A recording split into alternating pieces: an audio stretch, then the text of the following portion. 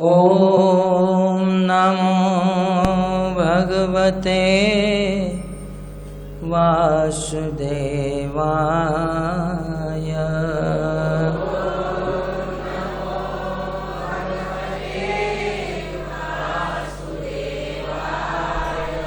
हरे कृष्णा हरे कृष्णा।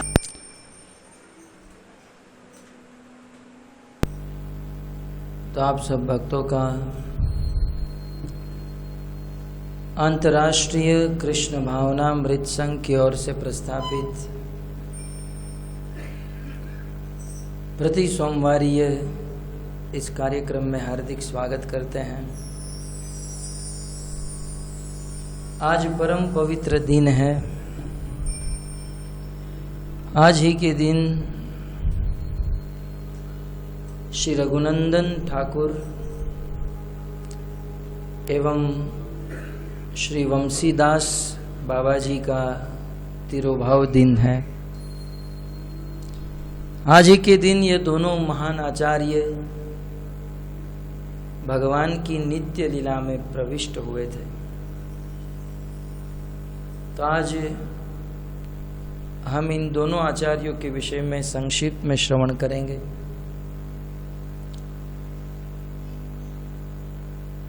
वैसे तो भगवान श्री कृष्ण के भक्त और भागवत में कोई अंतर नहीं है। एक भागवत बड़ भागवत शास्त्र, आर भागवत भगवत भक्ति रस पात्र है। एक वह भागवत है जिसमें 12 स्कंध हैं, लगभग 18,000 श्लोक हैं, जिसे ग्रंथ भागवत कहा जाता है। जिस भागवत को पढ़कर हमारा हृदय पवित्र हो सकता है, भगवान के चरणों में प्रेम उत्पन्न हो सकता है। और चैतन्य महाप्रभु कहते हैं आर भागवत, उस ग्रंथ भागवत के अलावा और भी एक भागवत है। और वह भागवत कौन है? कहते हैं भगवत भक्ति रस पात्र। भगवत माने भगवान की भक्ति के रस से जो लबालब भरे हुए हैं, जिसके रोम रोम में भगवान श्री कृष्ण की भक्ति है, जो 24 घंटा भगवान का स्मरण करते हैं, एक घड़ी के लिए भी भगवत स्मरण का तांता टूटता नहीं है, ऐसे पात्र को भी भागवत कहा जाता है। तो एक है ग्रंथ भागवत और एक है भक्त भागवत। और ये दोनों भागवत की महिमा समान है, परंतु चैतन्य महाप्रभु कहते हैं कि ग्रंथ भागवत से भक्त भागवत कोटि गुना श्रेष्ठ है। क्योंकि ग्रंथ भागवत पढ़कर भगवान को प्राप्त कर सकते हैं, परंतु ग्रंथ भागवत को पढ़ते हुए यदि हम उसे गलत समझ पाए, यदि उस ग्रंथ भागवत के श्लोकों को, किसी वस्तु को समझ नहीं पाए और उसे गलत रूप से हम जीवन में स्वीकार कर ले, तो वह ग्रंथ भागवत बोलेगा नहीं या गलत कार्य करते हुए हमें रोकेगा नहीं, है ना? परंतु धन्य है भक्त भागवत। यदि हम गलत काम भी कर दिए, गलत चीज भी सोच लिए, तो भक्त भागवत हमें रोक सकते हैं, टोक सकते हैं, थप्पड़ मारकर भी बिठा सकते हैं। यह है भक्त भागवत। अतः भक्त भागवत ग्रंथ भागवत से महान है। और आज दो महान भक्त भागवत का तिरुभाव दिन है। भक्तों, भगवान की कथा जीवों को पवित्र करने वाली तो है, परंतु भगवान के भक्तों की कथा हमारे जीवन को पवित्र भी करती हैं और हमारे जीवन में कुछ प्रेरणा देती हैं। भगवान की कथा से हम प्रेरणा नहीं ले सकते हैं। अब बताइए, कृष्ण ने गोवर्धन उठाया तो क्या हम वो प्रेरणा लेंगे हैं? कि चलो कृष्ण ने गोवर्धन उठाया तो हम 50-100 टन की बोरी उठा दे, 7 दिन 7 रात तक। कृष्ण ने कालिया नाग के ऊपर नृत्य किया तो कालिया तो नहीं, लेकिन 2-3 सर्प को खींचकर उसके ऊपर खड़े रह जाए। ये सब अनुकरणीय नहीं है, परंतु भक्तों की कथा से हमारे जीवन में अद्भुत प्रेरणा प्राप्त होती है। तो आज हमारा सौभाग्य है कि ये दोनों आचार्य की तिरुभाव दिन के उपलक्ष्य में हम इनके विषय में कुछ संक्षिप्त में श्रवण करेंगे। शायद आप लोग जानते होंगे, हमारे इस अंतर्राष्ट्रीय कृष्ण भावनामृत संघ में जब भी किसी भक्त का, वैष्णव का, आचार्य का तिरुभाव दिन होता है, तब एक भजन गाया जाता है, जो हम सब लोगों ने अभी अभी गाया। इसे कहते हैं वैष्णव विरह जनित भजन। वैष्णव के विरह में जो गाया जाता है। जय अनिलो प्रेम धन करुणा प्रचुर, हेन प्रभु कोथा गेला आचार्य ठाकुर। श्री लोचन दास ठाकुर के शिष्य, लोकनाथ गोस्वामी के शिष्य नरोत्तम दास ठाकुर यह भजन गाते हैं। जिन दिनों वे रूप सनातन जीव इत्यादि गोस्वामियों को मिलने के लिए वृंदावन गए, परंतु जैसे ही नरोत्तम दास ठाकुर वृंदावन पहुंचे, वहां पर कोई आचार्य का दर्शन नहीं हुआ। सभी आचार्य इस धरा धाम को छोड़कर भगवान के धाम में चले गए। तो जब वे आचार्य व वैष्णव भक्त उनको नहीं मिले, तब उनके विरह में इनको बहुत दुख हुआ। इस जगत में सबसे बड़ा दुख यदि कोई है तो है वैष्णव का विरह हो जाना। दुख मज्जिए कौन दुख बढ़।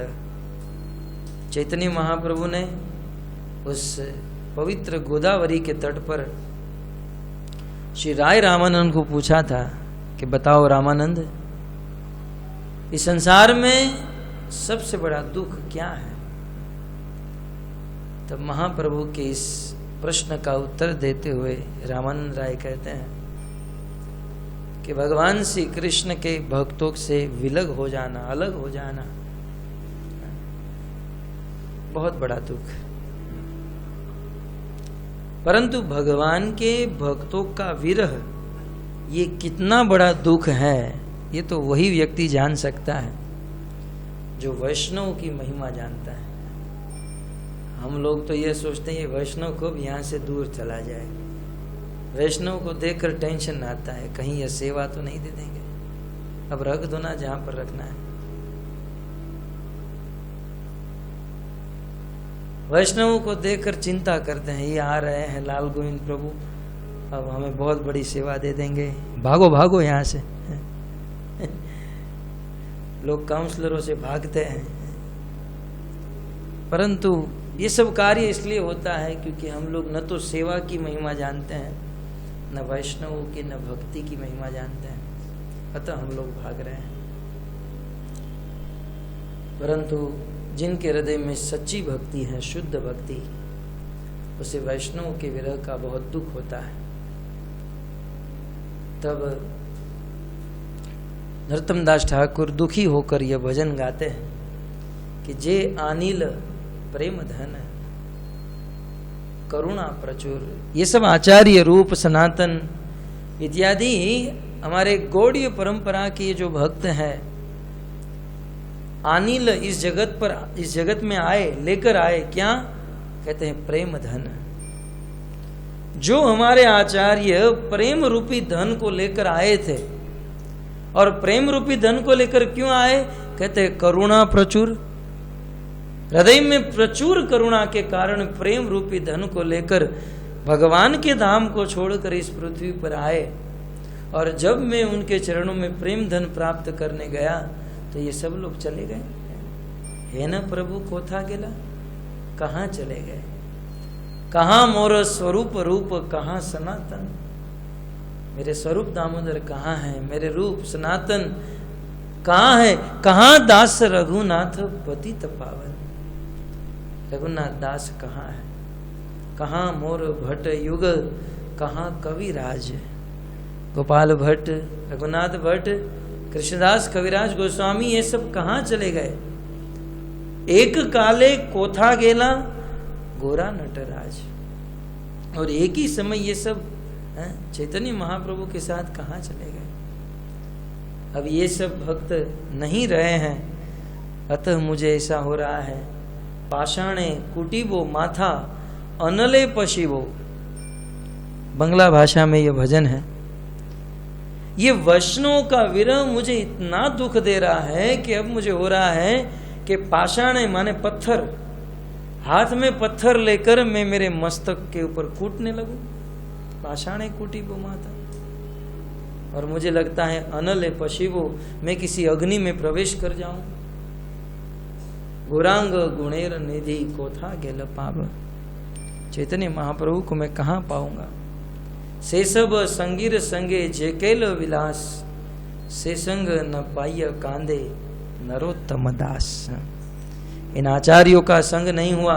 चलो इन आचार्यों का संग नहीं हुआ तो इस आचार्यों ने जिनको संग दिया है उन संगियों का भी संग नहीं हुआ। अतः ये नरोत्तम दास आज रो रहा है, आज बहुत दुखी है। तो ये है वैष्णव विरह भजन। हम सबको वैष्णव का यह विरह होना चाहिए।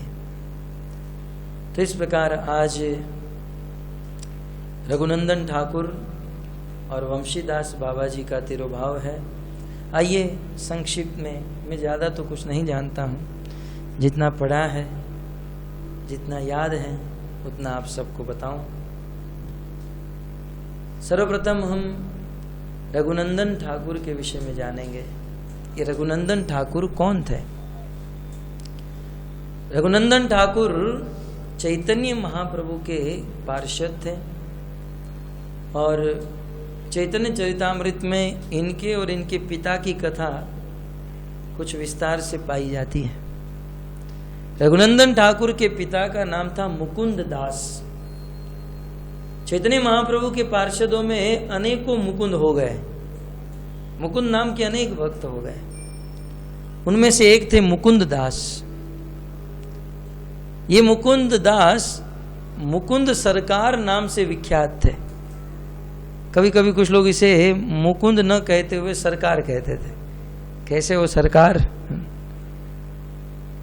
और इसका गांव बंगाल में वर्धमान जिले के किसी कोने में एक छोटा सा गांव था।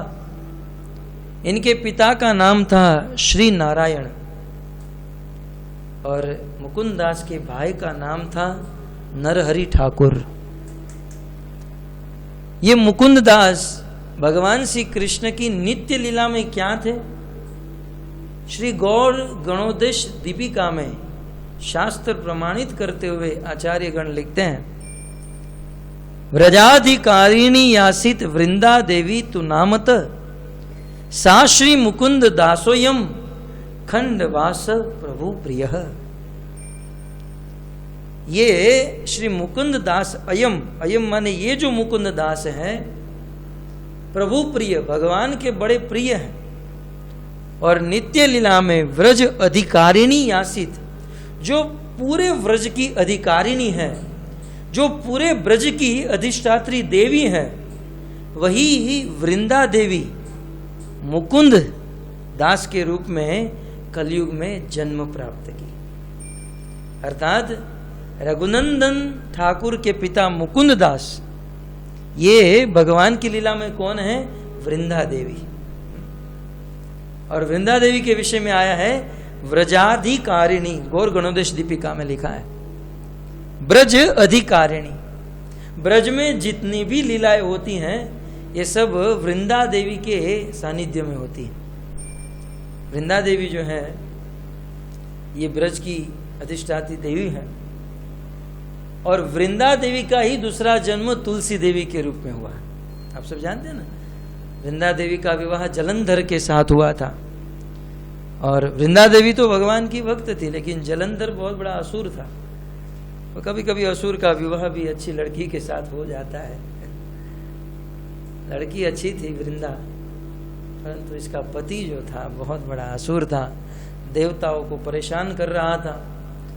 और सारे देवता इस जलंधर के साथ हजारों बार युद्ध किए, परंतु इसे हरा नहीं पाए। इसका कारण जलंधर नहीं, जलंधर की पत्नी वृंदा थी।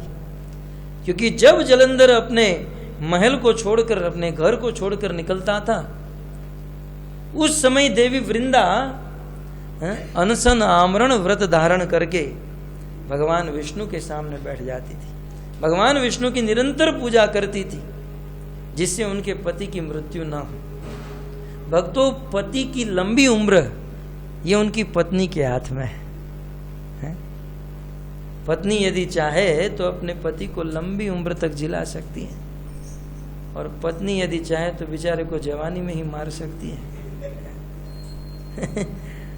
हमारा गुजरात में एक जादव दादा थी गया, ओळखो છો जादव दादा? एक बहुत सुंदर बात करता, बोले આજની આ, ये तो प्योर काठियावाड़ी भाषा में बोलता, मने तो नहीं फावे।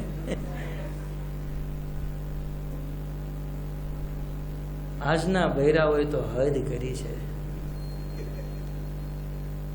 આજના બૈરાઓએ એના પતિને બીવડાવીને કેવા કરી નાખ્યા ખબર છે? डालમાંથી કોકમ કાઢે એવા।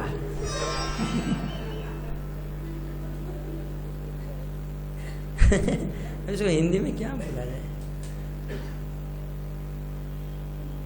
तो पत्नी यदि चाहे तो अपने पति को बहुत जिला सकती है। देखिए, यहाँ तो पत्नी नहीं, ये सब माताएं हैं। आप लोगों के लिए ये नहीं कहा जा रहा है, इसलिए चिंता मत करें। लेकिन रामायण में लिखा है स्त्री के विषय में, दिन को डाकिनी रात को वाघिनी। आपके लिए नहीं है, चिंता मत करो।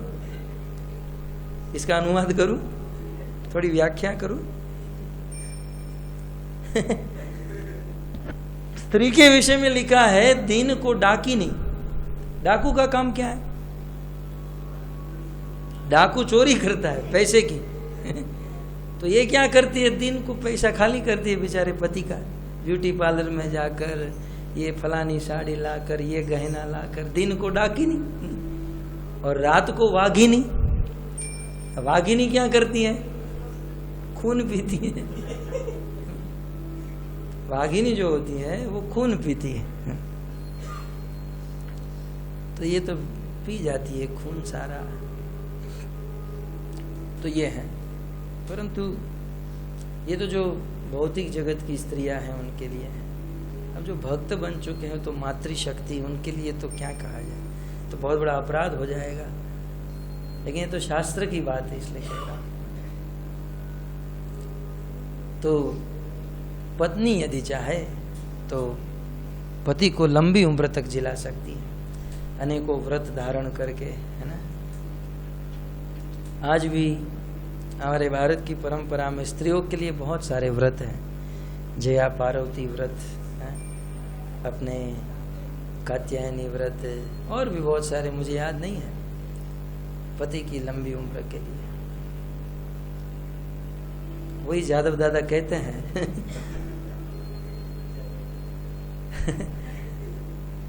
સ્ત્રીઓ માટે આટલા બધા વ્રત, પુરુષો માટે એક વ્રત ખરું? એક વ્રત નહીં. કારણ કે ભારતની નારીઓ એટલી શુદ્ધ છે, એટલી પવિત્ર છે કે પુરુષોને વ્રત કરવાની જરૂર નથી. પણ આવડાને વ્રત કરવાની જરૂર છે, કારણ કે સારા પતિ મળે. खैर, जब जलंधर जाते थे तो वृंदा भजन में लग जाती थी और इसके वृंदा के प्रभाव से जलंधर की मृत्यु नहीं होती थी. आज तो पति को बेचारे को सूखी रोटी खिला खिला कर ही मार देती है. सुबह का बनाया हुआ खाना दोपहर को खा लो, शाम को भी वही खा लो.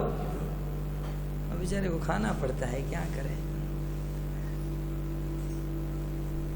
खैर, तो परंतु समस्त देवता दुखी हुए, भगवान विष्णु के पास गए और भगवान विष्णु ने एक प्लान दिया. बोले आप एक काम करो, उनको युद्ध के लिए बुलाओ. और वो युद्ध में इसलिए जीतता है क्योंकि उनकी पत्नी वृंदा जब वो जाता है तब तपस्या करती है. अपने पतिव्रता के बल पर वो जलंधर जीतता है ना, तो मैं उसका पातिव्रत्य धर्म नष्ट करा दूंगा जिससे उसकी मृत्यु हो जाएगी.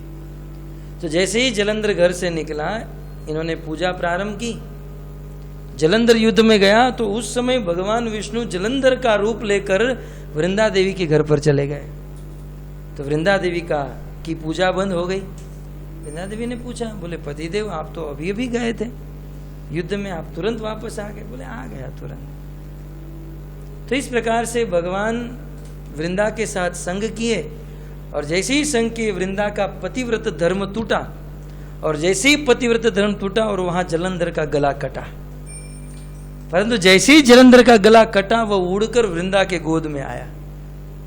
बोले ये मेरे पति का गला, तो ये जो मेरे पास बैठा है ये कौन है? तब भगवान विष्णु, तब वो वृंदा बहुत क्रोधित हो गई और क्रोधित होकर श्राप दे दिया कि तुमने ऐसा कार्य किया, जाओ पत्थर बन जाओ. तो भगवान तो वृंदा से बहुत प्रेम करते थे. बोले तुम्हारा श्राप शिरोधार्य है, मैं पत्थर बन जाऊंगा. और इसलिए भगवान विष्णु शालिग्राम के रूप में प्रकट हो गए वृंदा के श्राप से. और वृंदा का दूसरा जन्म तुलसी देवी के रूप में हुआ और इसलिए तुलसी शालिग्राम का विवाह होता है. तो वह वृंदा देवी ब्रज की अधिष्ठात्री देवी है. ब्रज में जितनी भी लीला होती हैं वह सारा प्लान वृंदा देवी करती हैं. वृंदा का दूसरा जन्म ही तुलसी है ना. ये तुलसी और वृंदा दोनों एक है. उस तुलसी के विषय में हम रोज गाते हैं कि नहीं गाते हैं?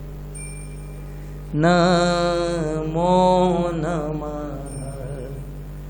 तुलसी कृष्ण प्रेयसी नमो नमः राधा कृष्ण सेवा पावो एय अभिलाषी तुलसी कृष्ण. राधा कृष्ण सेवा पाओ. हे तुलसी देवी, हम आपके चरणों में प्रार्थना करते हैं कि आप राधा और कृष्ण की हमें सेवा दीजिए. आप हमें ब्रज वृंदावन में बास दीजिए. युगल मूर्ति का हम दर्शन कर सके. नयने हेरिबो सदा युगल रूप राशि. इस नयन के द्वारा युगल मूर्ति राधा और कृष्ण का दर्शन कर सके कृपया करके. और उसकी महिमा में क्या कहते हैं? यानी कानी चप पानी ब्रह्म हत्यादि कानी च. इसका अर्थ क्या है कि जब हम देवी तुलसी की परिक्रमा करते हैं तो च प पानी, हम हमारे जितने भी पांव अगर आगे रखते हैं तो पापानी, हमारे जितने भी पाप है, ब्रह्म हत्यादि कानी च. पाप में भी बहुत सारी क्वालिटी होती है, छोटा पाप बड़ा पाप. बोले कहते हैं हम कितना भी बड़ा पाप, ब्रह्म हत्या का भी पाप क्यों न किया, ब्रह्म हत्यादि कानी च, तानी तानी प्रणश्यंती प्रदक्षिणा पदे पदे। ब्रह्म हत्या तक के पाप को भी ये तुलसी देवी जलाकर भस्म कर देती हैं जब हम उनकी परिक्रमा करते हैं। प्रत्येक पग पग पर, कदम कदम पर हमारे पाप जलकर भस्म हो जाते हैं। ये है तुलसी देवी। तो तुलसी देवी की अत्यंत महिमा और वही तुलसी देवी। परंतु एक कुछ लोगों की धारणा है, जब जय ध्वनि बुलाते हैं तुलसी देवी की, वृंदे देवी की, भक्ति देवी की, तो लगता है ये तुलसी देवी, वृंदे देवी, भक्ति देवी तीनों एक ही है। परंतु ये कंफ्यूजन है। तुलसी देवी और भक्ति देवी एक ही है। सॉरी, तुलसी देवी और वृंदे देवी एक है। ये भक्ति देवी जो है वो सेपरेट है। लेकिन ये तीनों साथ में जय ध्वनि करने के कारण लोगों को लगता है कि एक ही। ऐसा नहीं है। तो वही तुलसी देवी, वही वृंदे देवी कलयुग में चैतन्य महाप्रभु की लीला में मुकुंद दास बनकर आए, कहने का तात्पर्य। और तुलसी देवी से ये प्रार्थना करनी चाहिए कि हमें ब्रज में वास मिले, क्योंकि ब्रजधाम आपका है, आप इसके अधिष्ठात्री देवी हो, तो अतः आप हमें ब्रज में बुलाइए। तो ये है मुकुंद दास। ये मुकुंद दास जो थे बहुत बड़े कुशल वैद्य थे, और अच्छे वैद्य होने के कारण उस गौड़ देश बंगाल के राजा हुसैन शाह ने, पिछली बार हमने प्रवचन किया था ना, हुसैन शाह के वहाँ रूप सनातन नौकरी करते थे। तो गौड़ देश के प्रसिद्ध राजा हुसैन शाह ने इस मुकुंद दास को अपना निजी वैद्य बना लिया। आज की भाषा में फैमिली डॉक्टर। वो तो राजा थे, धन की कोई कमी नहीं, इसलिए मुकुंद दास को अपने राज्य में ही रखते थे और रोज मुकुंद दास से कुछ वार्तालाप करते थे।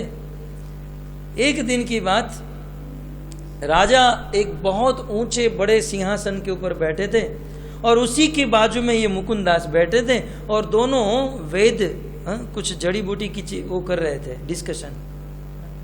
अब राजाओं को डिस्कशन करनी पड़ती है, क्योंकि खाते इतना सारा है, मेरी तरह है। जो जितना ज़्यादा भोग करता है उसे उतना ज़्यादा रोग होता है ना? ये रोग जो है वास्तव में भोग से बढ़ता है। ये हमारी धारणा गलत है कि तपस्या करेंगे तो हम रोगी हो जाएंगे, शरीर में तकलीफ हो जाएगी। भोगों से जितना रोग हमारे शरीर में आता है उतना तपस्या से नहीं। तपस्या से रोग नष्ट होता है। तो राजा क्योंकि बहुत भोगी होते हैं, अतः ये मुकुंद दास के साथ कुछ डिस्कशन चल रही थी। तो ये दोनों डिस्कशन कर रहे थे। उसी समय अब राजा को गर्मी हो रही होगी हमारी तरह थोड़ी बहुत, तो राजा के शरीर पर थोड़ा पसीना देखा, तो राजा के कुछ सेवक आए। और पहले के ज़माने में पंखा था नहीं या एयर कंडीशन था नहीं, स्विच दबा दे शुरू हो जाए। तो राजा को हवा डालने के लिए राजा हुसैन शाह का एक सेवक आया और राजा को हवा डालने लगा। हवा उस समय वो मोर के पंख से जो बनता है ना, पंखा है ना, जैसे रोज मंदिर में प्रभुपाद जी को और राधा गिरधारी को डालते हैं, तो मोर के पंख से बना हुआ पंखा वह सेवक राजा को डालने लगा। राजा और मुकुंद दास की डिस्कशन हो रही थी। तब अचानक मुकुंद दास की दृष्टि उस पंखे के ऊपर गई, और जैसे ही मोर का पंखा उन्होंने देखा, तो मोर के पंखे को देखकर तुरंत उसे भगवान कृष्ण की याद आ गई। इसे कहते हैं शुद्ध भक्ति। इस संसार में किसी भी वस्तु को देखकर भगवान की याद आ जाना, भगवान का स्मरतव्य सततम विष्णु, भगवान विष्णु का जितना ज्यादा स्मरण बना रहे उसे बड़ा भक्त माना जाता है। और सर्व भूतेषु यह पश्येत भगवत भावम आत्मना, सभी जीवों में, सभी वस्तु में जो भगवान की भावना करते हैं या किसी भी वस्तु को देखकर जिसे भगवान की याद आ जाती है, उसे शुद्ध भक्त कहते हैं। किसी भी वस्तु को, ये शुद्ध भक्त की निशानी है। हमारे मन में यदि प्रश्न हो कि हम शुद्ध भक्त हैं या नहीं, हम कैसे चेक करें? तो किसी जीव को देखकर भगवान की याद आती है, हमारे काल की याद आती है, ये तो हमारा दुश्मन है, ये तो ऐसा है वैसा है। तो इस प्रकार राधा गोविंद महाराज के चार कोप में कथा में सुना था ना, कौन सी कथा किए थे वो? अघासुर उद्धार, है ना। तो बोले अघासुर उद्धार कथा महाराज जी ने क्यों की? तो बता रहे थे कि जब मुझे पैरालिसिस का अटैक आया तो उस समय मुझे MRI करने के लिए वो मशीन में मुझे भी दो बार डाला हुआ है। पहली बार तो मैं भी डर गया था क्योंकि वहाँ हिलने की जगह नहीं, बहुत एकदम कंजेस्टेड होता है और खट खट खट खट खट कर आवाज़ आता है। तो महाराज जी मैं तो जब उस मशीन के अंदर गया तब मुझे तो कोई भगवान की याद नहीं आई थी, सच बता रहा हूँ। लेकिन महाराज जी ने देखा कि वो जब उस मशीन के अंदर गए तो महाराज जी को क्या स्मरण हुआ? ये अघासुर के मुख में हम लोग चले गए, कृष्ण लीला की याद आ गई। इसे कहते हैं शुद्ध भक्त। किसी भी वस्तु को देखकर भगवान की याद आ जाए। कोई बालक जा रहा है तो कृष्ण की याद आ जाए, है ना। सुखदेव गोस्वामी को भी यही होता था, वे किसी भी गाय को देखते थे तो कृष्ण की याद आ जाती थी, वे रुक जाते थे। तो इसे कहते हैं शुद्ध भक्त। तो यहाँ पर मुकुंद दास ने जब राजा को वो मोर पंख से हवा डाल रहे थे, वो मोर पंख देखा तो देखकर कृष्ण की याद आई, क्योंकि कृष्ण अपने मस्तक पर मोर पंख लगाते हैं। जानते हैं क्यों? कृष्ण को मोर बहुत पसंद है और उसमें भी जो मोर पक्षी हैं उसमें लेश मात्र भी काम वासना नहीं है, थोड़ी भी काम वासना नहीं है। तब प्रश्न हो सकता है तो बच्चे कैसे पैदा होते हैं? वो अंडे कैसे रखते हैं? बोले जब बारिश की ऋतु में जब प्रथम बारिश आती है, मेघ गरजते हैं, तब मोर बहुत प्रसन्न होता है। इतना प्रसन्न कि उनकी आंखों से आंसू निकलते हैं और वो जो मादा होती है ना ढेल, वो उस आंसू को पी लेती है और मोर के आंखों से निकले हुए आंसू को पीकर उनका गर्भ आ जाता है। उनमें काम वासना नहीं होती है। अतः भगवान उस मोर के पंख को धारण करते हैं। इससे निश्चित सिद्धांत स्थापित होता है कि जिसके हृदय में काम वासना नहीं, भगवान उसको अपना आभूषण बना लेते हैं, अपने मस्तक पर बिठा लेते हैं। और जो काम वासना का कीड़ा बनकर बैठा है, भगवान उनके सामने देखते तक नहीं है। अतः भगवान के मस्तक पर या भगवान के शरीर पर हमें वास प्राप्त करना है। हम चाहते हैं भगवान हमको स्वीकार करे, ग्रहण करे, तो हमें इस भौतिक काम वासना से मुक्त होना चाहिए। तो मोर पंख कृष्ण धारण करते हैं। अतः मुकुंद दास को कृष्ण की याद आई और जैसे ही उस मोर पंख को देखकर कृष्ण की याद आई, उनके शरीर में अष्ट सात्विक विकार आए और बहुत ऊंचे आसन पर बैठे थे, मूर्छित होकर गिर गए धड़ाम करके। राजा ने देखा अचानक मेरे साथ बात कर रहे थे और अचानक ये गिर गए। वो बिल्कुल नीचे पलटी मारते मारते नीचे आ गए। राजा दौड़कर ऊपर से नीचे आया, अपने सभी सेवकों को बुलाया, पानी छिड़का, सब कुछ किया। और कुछ समय के बाद जब मुकुंद दास को चेतना आई, तब राजा ने प्रथम प्रश्न ये पूछा कि आप पहले तो आप खुद वैद्य हो, आप खुद डॉक्टर हो, और आप मेरे साथ बात करते करते ऐसे अचानक से गिर गए, क्या हुआ? यद्यपि मुकुंद दास के हृदय में कृष्ण भक्ति छलमला रही थी, परंतु देखिए मुकुंद दास ने राजा को कहा, राजन कुछ नहीं, मुझे मृग की बीमारी है, मृगी की बीमारी। मृगी माने આપણે ગુજરાતીમાં કહેવાય ફીટ। हाँ, मुझे फीट की बीमारी है। कभी कभी कुछ लोगों को फीट आ जाती ना, इसको फीट की बीमारी नहीं थी, मृगी की बीमारी नहीं थी, इसको तो कृष्ण का स्मरण हुआ था। लेकिन राजा ने पूछा तो क्या कहा, मुझे मृगी की बीमारी है। तो देखिए यहाँ से हमें एक प्रेरणा मिलती है। यदि उस समय हमको फीट आई होती और किसी ने पूछा होता क्या हुआ, तो हम कहते अष्ट सात्विक विकार आ गया। यहाँ बिल्कुल उल्टा चलता है। यहाँ कभी कभी कुछ लोग जब बहुत सोते हैं, कभी कभी कुछ लोग सुबह जल्दी जगते नहीं हैं,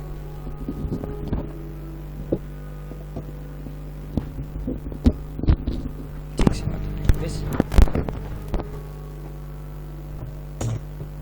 जल्दी जगते नहीं है, तब कहते हैं कि हम तो समाधि में थे, योग निद्रा में थे, एक बार महाराज जी की कथा चल रही थी और महाराज जी की कथा में कुछ लोग सो गए, तो महाराज जी ने माइक से कहा, ए जगो, क्या कर रहे हो? तो भक्त ने कहा, अरे महाराज जी मैं तो समाधि में बैठा था। दूसरे को पूछा, ए तुम क्या कर रहे हो? बोले समाधि में हम तो बैठे थे। तब महाराज जी ने कहा, देखो कल से जिसको नींद आएगी उसको 5 रुपया यहाँ पर दंड भरना पड़ेगा, और जिसको समाधि आएगी उसको 10 रुपया जमा कराना पड़ेगा। फिर दूसरे दिन महाराज जी ने पूछा, ए कोई सो रहा था, ए क्या कर रहे हो? तो बोले समाधि कहूंगा तो 10 रुपया देना पड़ेगा। महाराज जी नींद आ रही थी।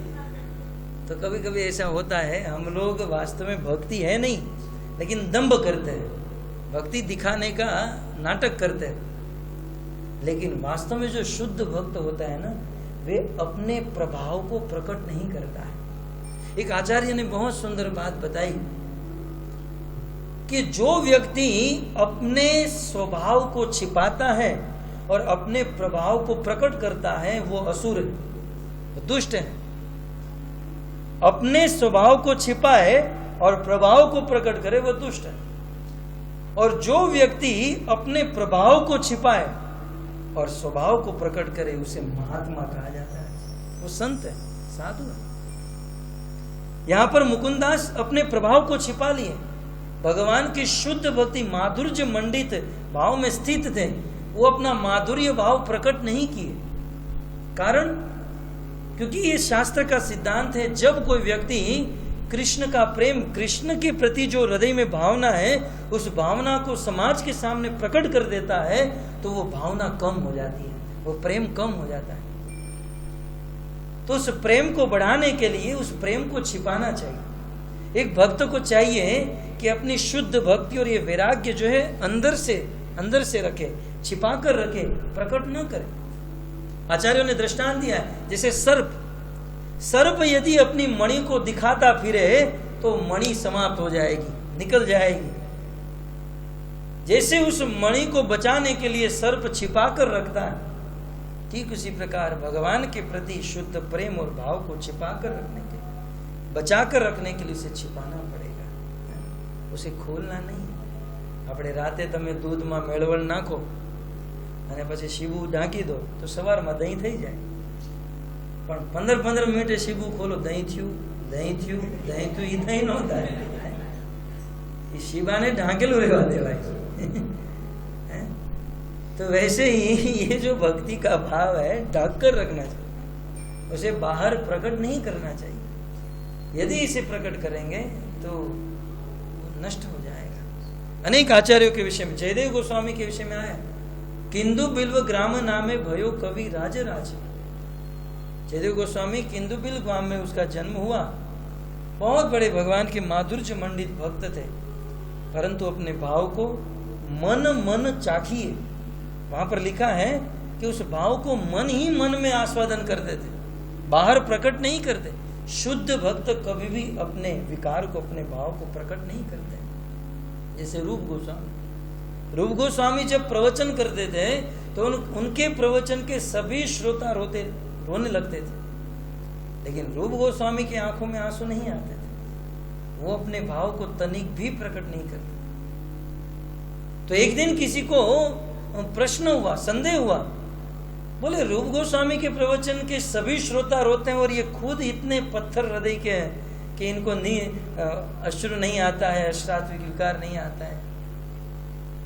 तो उनका परीक्षण करने के लिए रूप गोस्वामी के पास गए, तो जाकर उनकी उंगली उनके नाक के पास लेकर गए, उनकी उंगली जल गई। यहां तक कि जिस वृक्ष के नीचे बैठे थे, प्रवचन कर रहे थे, उस वृक्ष से एक पत्ता गिरा, रूप गोस्वामी को स्पर्श होते ही वह जलकर राख हो गया।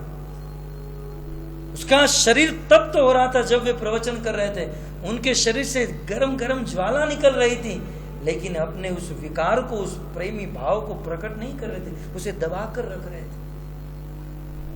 जितना हो सके उतना हमें हमारे कृष्ण के साथ जो भाव है उसको दबा कर रखना चाहिए। रोज सबके घर घर जाकर फिरना नहीं चाहिए। कल रात को तो कृष्ण मुझे सपने में आए थे, अच्छी बात है, लेकिन 2-5 जन को बता देंगे परसों से नहीं आएंगे, मेरी गारंटी।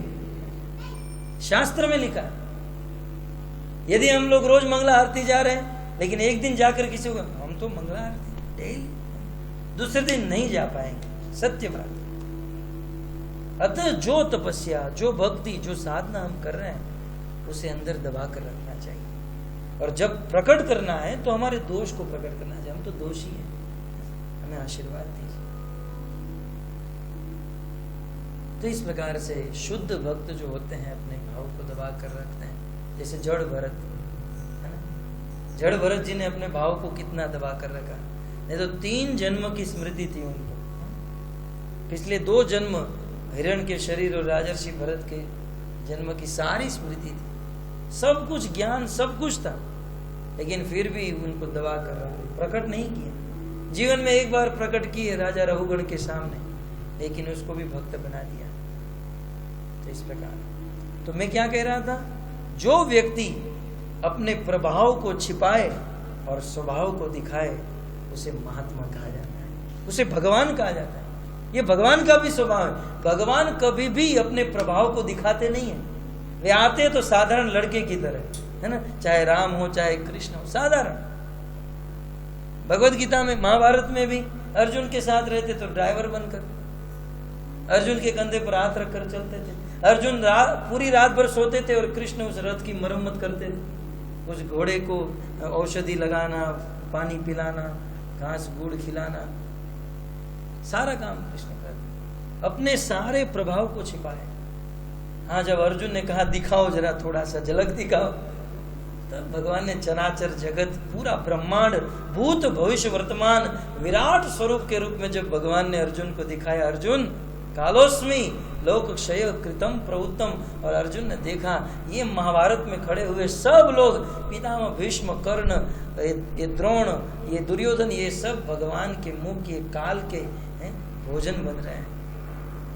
भीष्म जैसे बड़े बड़े योद्धा भगवान के दांत में फंसे हुए थे, जैसे भोजन के बाद थोड़ा सा भोजन दांत में फंसा हुआ रहता।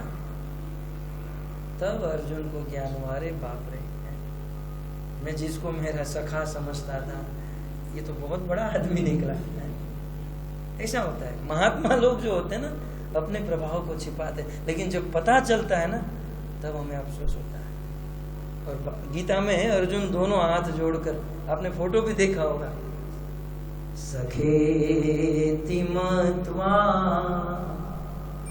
प्रसभं संयुक्तम, हे कृष्ण हे यादव हे सखेति, अजानता में महिमानम तवेदम।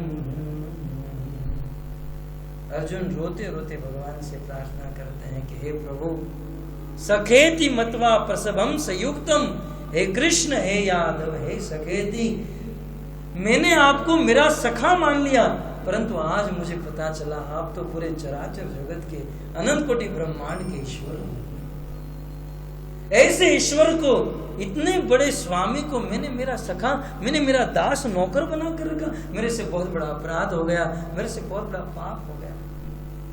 देखिए, उस युद्ध भूमि तक भगवान ने अपना प्रभाव नहीं दिखाया। कहने का भाव यह है, जो महान होते हैं ना, वे कभी भी अपना प्रभाव नहीं दिखाते हैं, अपना प्रभाव छिपाते हैं।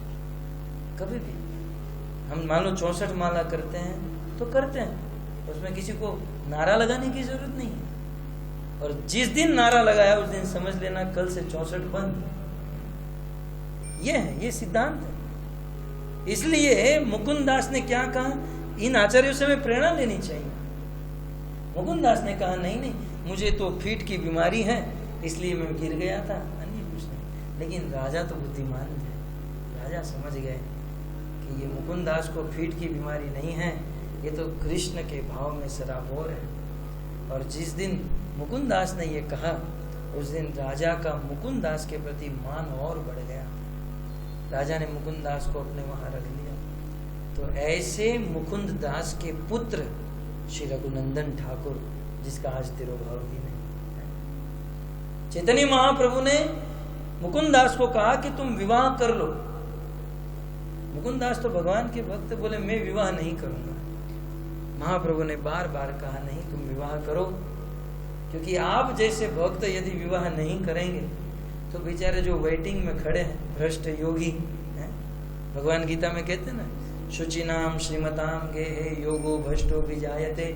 इस संसार में जो लोग भगवान श्री कृष्ण की भक्ति करते हैं, कुछ लोग की 60%, 70%, 90% हुई और मर गए, तब वो 10-20% जो भक्ति बाकी है उसको पूरी करने के लिए क्या होगा, बोले उसका जन्म किसी भक्त के घर पर होगा। अब भक्त लोग यदि बच्चे नहीं करेंगे तो बेचारे वो तो वेटिंग में रह जाएंगे, उसका कंफर्म कराना चाहिए। आज ही मैं ट्रेन में किसी को कह रहा था, हमारे श्याम सुंदर प्रभु, तो बोले कि मेरी पत्नी गर्भवती है। मैंने कहा तुमने बहुत बड़ी भक्ति की। बोले क्या भक्ति? बोले बच्चे करने बहुत बड़ी भक्ति है, और भक्तों को तो कम से कम 5, 7, 10 तो होने ही चाहिए, क्योंकि उसका रिजर्वेशन कंफर्म होगा।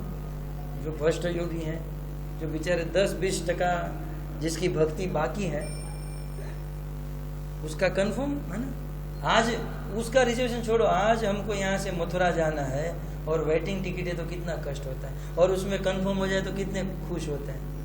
वैसे वो बेचारे भ्रष्ट योगी बैठे हैं लाइन में, तो जब भक्त किसी भक्त पत्नी के साथ विवाह करके भक्त संतान की उत्पत्ति करते हैं तो वे प्रसन्न होते हैं, भगवान भी प्रसन्न होते हैं, प्रभुपाद भी प्रसन्न होते हैं। तो होना चाहिए 10 तो होना ही चाहिए, चिंता नहीं करनी चाहिए। भगवान भरण पोषण करते हैं अपने भक्तों का। तो चैतन्य महाप्रभु ने कहा तुम विवाह करो। इनको तो वैराग्य था, बोले मैं विवाह नहीं करूंगा, अमृत छाड़ी विष मांगे, यही बड़ा मूर्ख। इस भगवान की शुद्ध भक्ति को छोड़कर ये दुनियादारी मगजमारी संसार की फजीयत में फंसने वाला, ये तो बहुत बड़ा मूर्ख है, अतः मैं विवाह नहीं करूंगा। चैतन्य महाप्रभु ने कहा मेरी आज्ञा है, तुम विवाह करो। तो ये तो है। अब ये थोड़ा झगड़ा तो है। ब्रह्मचारी कहते हैं ब्रह्मचारी रहना अच्छा है, गृहस्थी कहते हैं गृहस्थी रहना अच्छा है। लेकिन क्योंकि हम लोग गृहस्थी है ना, गृहस्थी रहना ही अच्छा है। क्यों? क्योंकि भगवान का जन्म तो गृहस्थियों के घर पर ही होगा ना। ब्रह्मचारी किसी सन्यासी के वहां भगवान का जन्म हुआ? कभी नहीं। भगवान का जन्म या किसी भक्त का जन्म गृहस्थियों के घर पर होता है। और वो सब छोड़ो, शास्त्र का प्रमाण चाहिए। भगवान को पूर्ण रूप से जानने वाले 12 महाजन, उसमें से मेजोरिटी गृहस्थ है। गिनो स्वयंभू नारद शंभु कुमार कपिलो मनु प्रहलाद जनक भीष्म बलि भैया सकीर, वे मेजोरिटी गृहस्थ है। तो महाजन इन गत से पंथा। अब तो शास्त्र के सिद्धांत जैसे हमें जीवन में लेने हैं वैसे हो सकते हैं, थोड़े फ्लेक्सिबल तो है, परंतु गृहस्थी जीवन सेफ जीवन है। जैसे मैंने एक बार कहा था ना, ब्रह्मचारी रहना और गृहस्थ बनना दोनों में क्या अंतर है?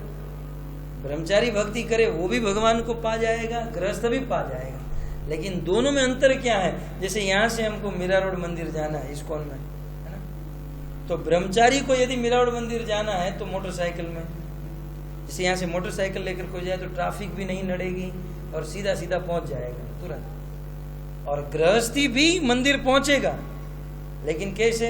जैसे कोई ट्रक लेकर जा रहा है। गृहस्थी में तो होता है ना भाई, पत्नी होती है, बच्चे होते हैं, समाज होता है, सबको साथ में लेकर चलना पड़ता है। तो ये दोनों की नैया पार होती हैं, लेकिन उसकी मोटरसाइकिल की जैसे, इसकी ट्रक की जैसे। और दोनों में अंतर क्या? मोटरसाइकिल तुरंत पहुंच जाती है और टोल टैक्स भी नहीं भरना पड़ता है। और गृहस्थ को तो थोड़ा कष्ट तो है। दोनों में दोष और गुण दोनों में। तब ब्रह्मचारी में तकलीफ क्या है? मोटरसाइकिल कहीं भी स्लिप हो सकती है ना, फिसल सकती है, व्यक्ति मर भी सकता है। तो ब्रह्मचारी का फिसलने का, पतन होने का भय है, लेकिन ट्रक कहाँ फिसलेगा? ट्रक का एक्सीडेंट भी होगा तो सामने वाले को चिंता है, ट्रक वाले को बिंदास। तो ये है गृहस्थ आश्रम। तो चैतन्य महाप्रभु ने मुकुंद दास को कहा कि आप गृहस्थी आश्रम स्वीकार करो और भक्त संतान उत्पन्न करो, भक्ति करो। चैतन्य महाप्रभु के कहने पर मुकुंद दास ने विवाह किया और मुकुंद दास का एक दिव्य पुत्र हुआ जिसका नाम था रघुनंदन ठाकुर। बचपन से ही भगवान की शुद्ध भक्ति, और भक्तों, इस रघुनंदन दास ठाकुर के जन्म से मुकुंद दास की भक्ति बढ़ गई। कभी कभी ऐसा होता है कि माता पिता अचानक भक्ति करने लगे। इसका कारण कि उनकी संतान जो आने वाली है ना, वो कुछ अच्छे पुण्य सुकृति लेकर आ रही है। और कभी कभी संतान की सुकृति से माता पिता भजन करते हैं। कभी कभी ऐसा होता है। अब देखिए, वो लोग वेटिंग में बैठे हैं, भ्रष्ट योगी। अब भगवान भी कब तक वेटिंग में बिठाएंगे? वो भी हल्ला मचाएंगे ना, प्रभु जल्दी कंफर्म कराओ। और यहाँ यदि कोई भगत है नहीं, तो सिद्धांत तो ये है कि भक्तों के घर पर उसका कंफर्म होगा। तब भगवान क्या करे? उसका कंफर्म कराने के लिए भगवान अब इनको जन्म दे देते हैं, और वो जो पति पत्नी है भक्त नहीं है, तो उसको अचानक भक्त बना देते हैं। उस बच्चे के कारण माता पिता को भगवान हेतु की भक्ति दे देते हैं, भक्त बना देते हैं। तो यहाँ भी कुछ ऐसा हुआ। रघुनंदन दास ठाकुर जब आए, तब मुकुंद दास की भक्ति बढ़ गई। एक दिन की बात, ये पिता बड़े थे, पुत्र तो छोटे थे, मुकुंद और रघुनंदन दास। जगन्नाथपुरी में रथ यात्रा थी। चैतन्य महाप्रभु और अनेकों पार्षद वहां पर थे। चैतन्य महाप्रभु अनेक भक्तों के साथ गोष्ठी में बैठे थे, और उसी समय ये मुकुंद दास और रघुनंदन ठाकुर, उनका बेटा, ये दोनों दूर से आए। और चैतन्य महाप्रभु ने कहा, क्यों मुकुंद दास, शादी कर ली? मैंने कहा था, और बच्चा भी ये तुम्हारा ही है ना? महाप्रभु ने स्वाभाविक पूछा, बोले ये तुम्हारा ही बेटा ना? तब मुकुंद दास ने कहा, ये मेरा बेटा नहीं, ये मेरा बाप है। स्वाभाविक। तो आज की भाषा में कहे तो मतलब बाप माने ये परेशान करता होगा, इसलिए कहते होंगे। चैतन्य महाप्रभु ने कहा, ऐसा क्यों कह रहे हो? ये लगता तो तुमसे छोटा है, ये 5 साल का, तुम कहाँ 35 साल के, 5 साल का। बोले मैं सत्य कह रहा हूँ, ये मेरा बाप है। बोले कारण? तब उन्होंने एक श्लोक कहा, जहां है ते कृष्ण भक्ति से ही गुरु है। गुरु माने बड़ा। बोले जहां है ते कृष्ण भक्ति, जहां पर कृष्ण की भक्ति है वो व्यक्ति बड़ा है। तो उन्होंने सिद्धांत दिया मुकुंद दास ने, कहे चैतन्य महाप्रभु, इस जगत में कोई उम्र से बड़ा नहीं होता है, भक्ति से बड़ा होता है। और जहां तक मेरा ख्याल है, मेरे से कोटि गुना ज्यादा भक्ति मेरे बेटे में है। अतः ये मेरा बेटा भले उम्र से छोटा है, लेकिन भक्ति में मेरा बाप है। और इसके कारण मैं भक्ति में लगा हूं, मैं कुछ भजन साधना में टिका हुआ। अतः ये मेरा बेटा नहीं, मैं इनका बेटा, ये मेरा बाप है। बहुत सुंदर सिद्धांत है। इस संसार में हमें किसी भक्त की उम्र नहीं देखनी चाहिए, हमें भक्त की भक्ति को देखकर उसके सामने झुकना चाहिए, उसका आदर करना चाहिए।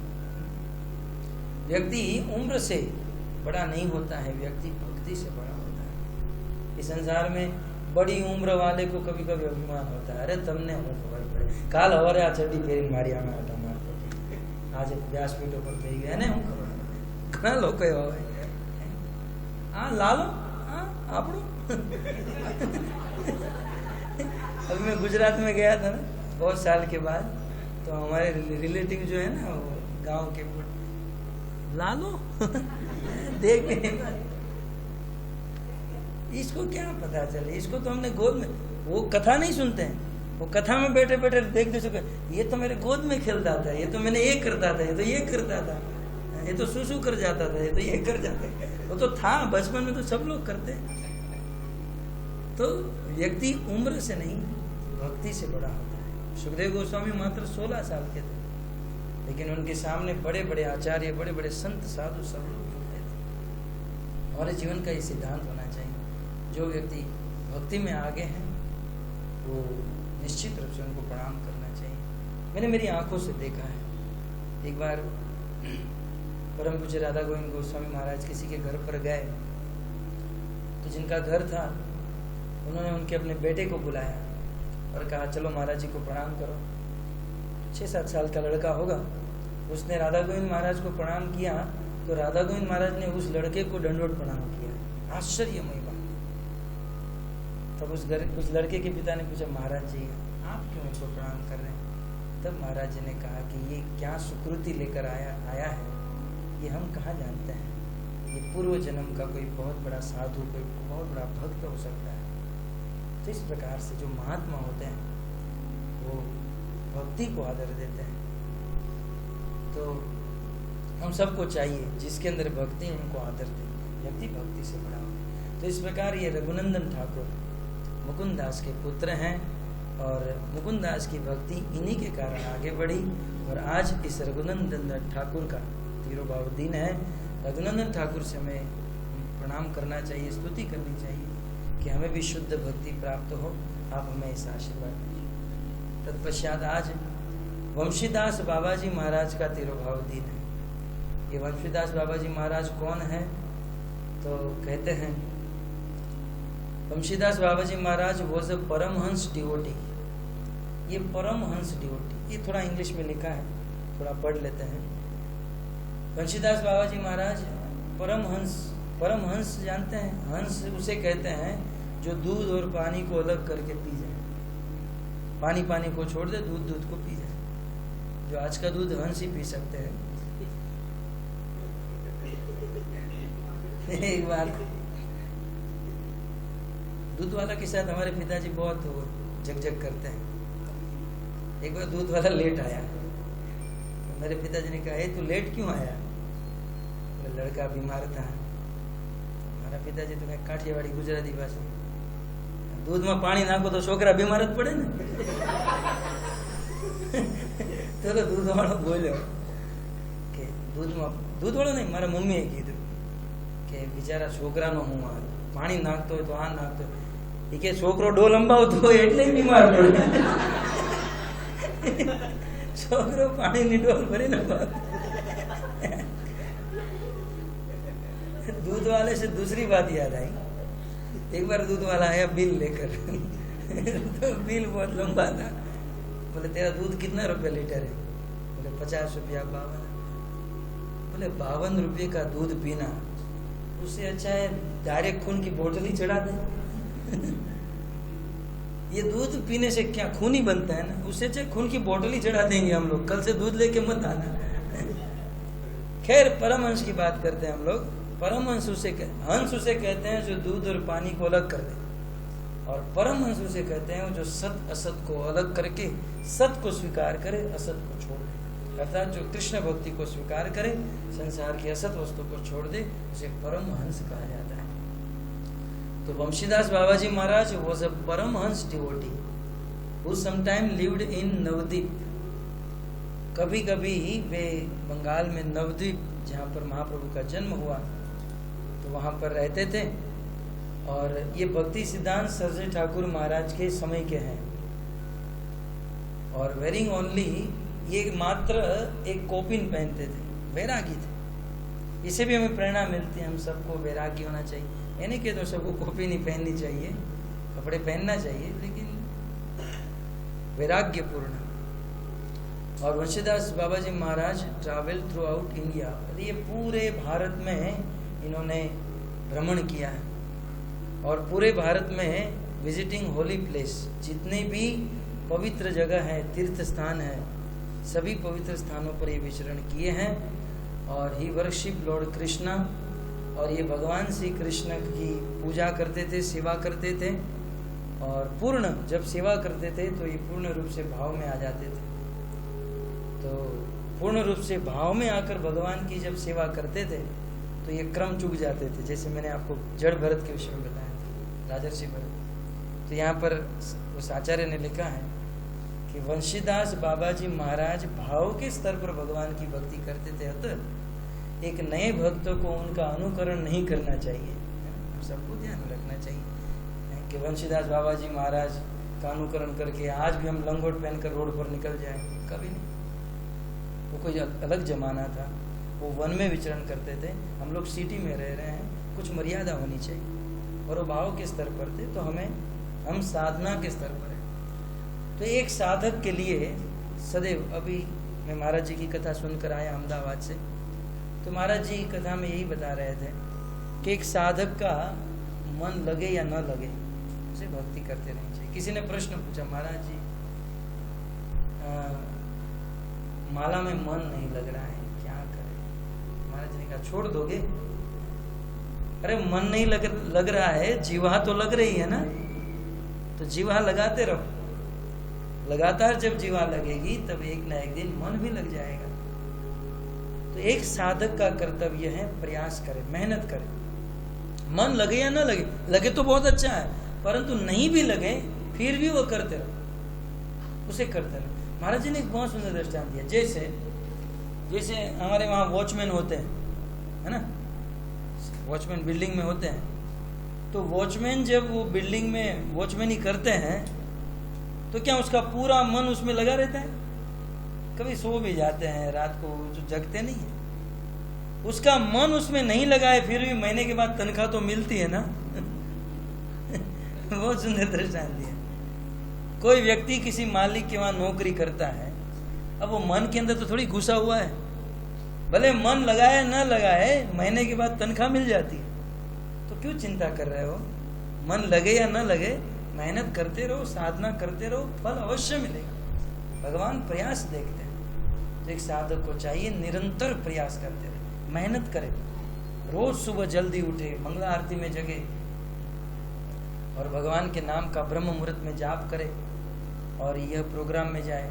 और केवल ऐसा नहीं कि सोमवार के प्रोग्राम में आना हो गया, अनेकों प्रवचन, अनेकों प्रोग्राम होते हैं, जैसे डिंडोशी में भी होते हैं, दहीसर में, जुहू में, अनेकों जगह पर। आप सब स्वतंत्र हो, कहीं भी जा सकते हो, ज़्यादा से ज़्यादा कथा सुनिए, भगवान का नाम जपिए। और सभी भक्तों से निवेदन, रविवार को मंदिर में आइए।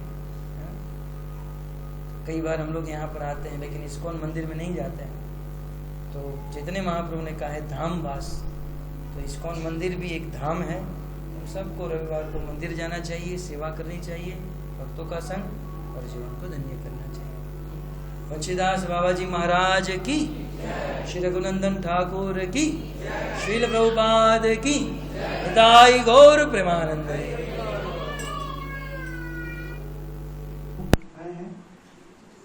अच्छा, तो मैं सुखदेव प्रभु जी के विषय में थोड़ा बताना चाहूँगा।